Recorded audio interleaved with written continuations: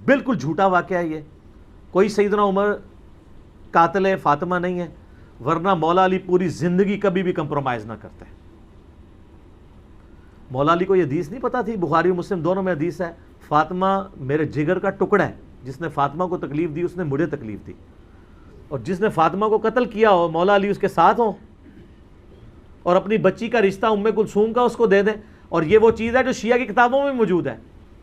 وہ تعویل کرتے ہیں کہ جی وہ زبردستی لیا تھا. انکاری کوئی نہیں ہے، ذاکرین انکاری ہو جائے، ذاکرین تو ہے ہی جاہل ہے نا، ان کے پاس تو علم ہے ہی نہیں ہے. حضرت عمر چاہتے تھے میری اہل بیت کے ساتھ نسبت کام آئے مجھے قیامت والے دن، تو حضرت علی سے ان کی بچی کا رشتہ مانگا. تو اس طرح ہوتا. پھر حضرت علی رضی اللہ تعالیٰ عنہ چیف جسٹس کا عہدہ قبول کرتے حضرت عمر کے دور کے اندر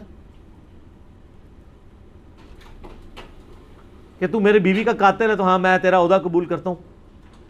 اور ناج البلاغہ سے میں نے خطبہ بتایا، جنگ قادسیہ میں جانے سے روکا ہی مولا علی نے کہ عمر اگر تو مارا گیا تو پیچھے ہمارا ستیہ ناس ہو جائے گا. ان کی جان کو قیمتی سمجھتے ہوتے، اپنے بیوی کی قاتل، اور بیوی نہیں صرف جنتی عورتوں کی سردار. بخاری مسلم میں حدیث ہے میری بیٹی فاطمہ جنتی عورتوں کی سردار ہے، اور ترمذی میں آگے الفاظ ہیں حسن و حسین جنتی نوجوانوں کے سردار ہیں. تو ہم تو مولا علی کے ساتھ کھڑے ہیں بھی علیہ السلام. وہ شیخین کے ساتھ رہے، خلفائے ثلاثہ کے ساتھ رہے. میرا یوٹیوب پہ کلپ ہے خلفائے ثلاثہ کی شان مولا علی کی زبانی ناج البلاغہ سے، سنی کتابوں سے نہیں، شیعہ کی ناج البلاغہ سے. لاکھوں لوگوں نے دیکھا ہے، HD کیمرے میں نے سارے خطبات دکھائے ہیں.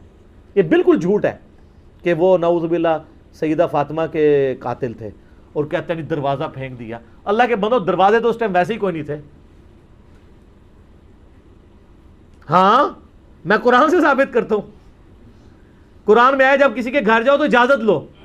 اعلیٰ ہونا چاہیے تھا دروازہ کھٹکھٹاؤ، کیونکہ اگلے زمانوں میں ابھی بھی گاؤں ایریا میں آپ چلے جائیں تو صرف پردے لٹکے ہوتے ہیں، باہر سے صرف آواز لگاتے ہیں میں اندر آ سکتا ہوں، عورتیں پردہ کر لیں چلے جاتے.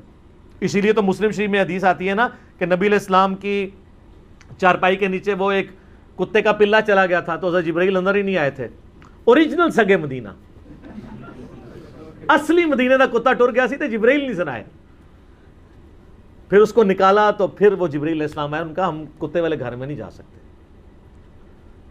سگے مدینہ والا بھی میرا کلپ دیکھ لیں. تو وہ سگے مدینہ کیسے پہنچ گیا اندر؟ صرف پردہ ہوتا تھا. آج بھی آپ اپنا دروازہ ختم کریں، پردہ لگائیں، بلیاں کتے یہ سارا کچھ آنا شروع ہو جائیں گے گھر، کیونکہ وہ کچن کے اندر پہنچیں گے. چوہے چونکہ ان کو وہ چھوٹی سی جگہ سے بھی نکل جاتے ہیں اس لیے ان کو اجازت لینے کی ضرورت نہیں پڑتی. چوہے تو ماشاءاللہ آپ کے گھروں میں ہوں گے ہی، آپ کو پتہ ہی ہوگا، بھگترے ہوتے ہیں سارے. چوہے تو پینٹاگون کے اندر اتنے ہیں، آپ پتہ ہے ان کو بھی آئے دن وہ سیلنگ اتار کے تو سپرے کرنے پڑتے ہیں. چوہے تو سر امریکہ میں نہیں جیت سکتا، ایڈی وڈی شے ہے چوہا. تو دروازہ کوئی نہیں گرایا، وہ پردے ہی ہوتے تھے، دروازہ وغیرہ کوئی نہیں گرایا. یہ بالکل جعلی بات ہے، جھوٹی بات ہے، اور یہ فٹنگ نہیں بیٹھتی ہے. باقی ایک اس میں عرض کر دوں خطرناک بات. المصنف ابن ابی شیبہ میں ایک روایت ہے کہ حضرت علی کے گھر میں خلافت کے حوالے سے مشورے چل رہے تھے، اگرچہ حضرت ابوبکر صدیق کو وہ ایک حادثاتی طور پہ سقیفہ بنی ساعدہ میں خلیفہ چن لیا گیا.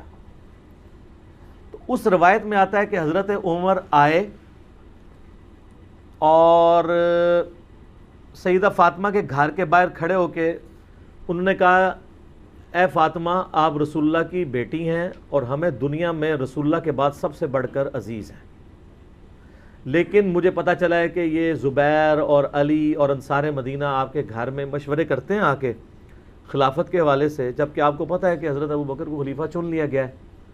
آپ لوگوں نے بیعت نہیں کی ہے، وہ آپ کا اپنا حق ہے، لیکن اس کی وجہ سے مسلمانوں کی اگر آپ جمعیت کو توڑیں گے تو میں آپ کو وارن کرنے آیا ہوں کہ آئندہ مجھے اگر ایسی اطلاع ملی تو میں آپ کے گھر کو آگ لگا دوں گا.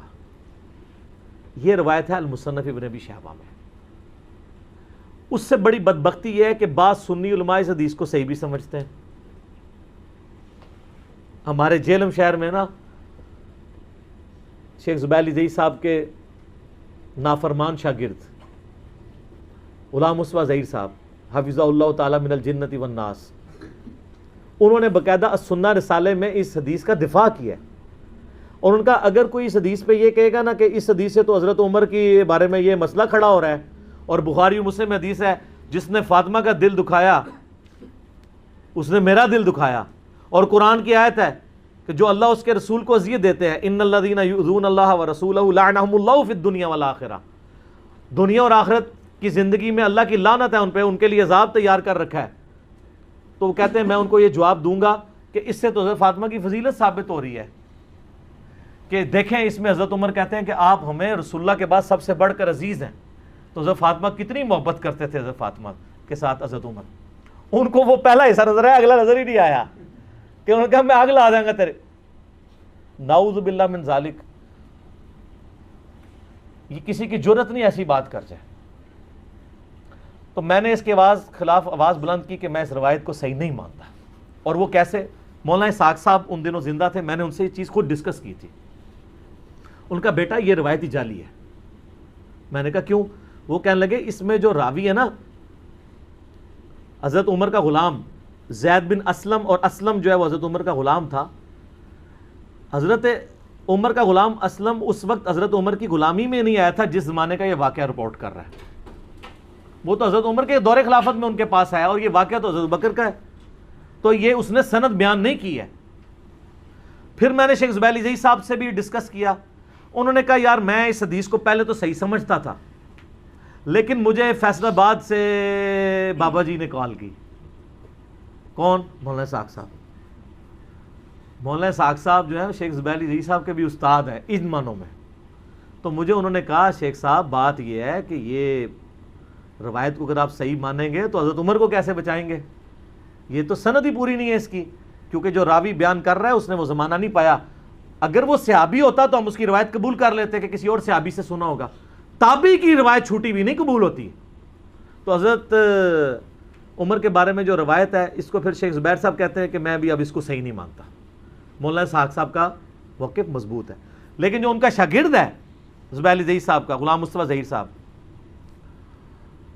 تو ان کو میں نے جب کہا میں نہیں اس کو مانتا، تو انہوں نے آگے سے دیکھیں کیا دھمکی لگائی. وہ کہتے ہیں کہ جی تم یہ کہو کہ اگر یہ روایت صحیح ہو تو تمہاری بیوی کو ایک مجلس میں 3 طلاقیں، کیونکہ غلام مصطفیٰ ظہیر صاحب کے نزدیک بھی ایک مجلس میں 3 طلاقیں اسٹیبلش ہو جاتی ہیں تینوں، اور رجوع نہیں ہو سکتا، اور زبیر علی زئی صاحب کے نزدیک بھی اور میرے نزدیک بھی. تو یہ ان کا تقیہ کلام ہے کہ چلو اس کی بیوی فارغ کرو. تو میں نے ان کو پتا کہ میں نے پھکی والا جواب دیا. میں نے کہا اگر یہ روایت صحیح ہو تو مسلک اہل حدیث کو 3 طلاقیں، جس مسلک میں حضرت عمر کی ایسی توہین بیان ہو. کیسی وڈی پھکی دی تھی. میں کہا میری بیوی نو نہیں تو آڈے فرقے نو 3 طلاقاں، جس فرقے میں یہ روایت صحیح ہو. یا سنن رسالے میں دفاع کیا ہوا انہوں نے اس روایت کا. ہمارے نزدیک یہ روایت بالکل جعلی ہے، اور یہ نعوذ باللہ من ذالک انتہائی گستاخی ہے. چاہے کسی نے بھی کیا کہ حضرت فاطمہ کو جا کے کوئی دھمکی لگائے اس طریقے سے. تو دھمکی تک تو مصنف ابن ابی شیبہ سے چلیں، وہ لولے لنگڑے محدثین کا سہارا لے کے جو آج کے دور کے جو صحیح کہتے ہیں. امام ابن ابی شیبہ نے تو تحکیم نہیں کی ہوئی ہے، وہ معاملہ چلا لیتے ہیں. لیکن اگلا جو واقعہ وہ تو کہیں بھی نہیں لکھا ہوا. وہ کہتا ہے جی جب دھمکی دی تھی تو پھر لگا بھی دیتی ہوئے گی تو مار بھی دیتا ہوئے گا. وہ آگے پھر اس کے آگے سٹوری جوڑ لیتے ہیں. میں نے بتایا نا ہمارے ملک میں اگر کسی کی فضیلت میں 10 ہے نا تو ایک بندہ آ کے 10 اور لگاتا ہے، دوسرا 10 اور، وہ لاکھ تک پہنچا دیتا ہے. تو وہ غلوب ہوتا چلا جاتا ہے. تو یہ روایت جو ہے نا جی بالکل اصول محدثین کے اوپر باطل ہے، اور ہم اس روایت کو نہیں مانتے.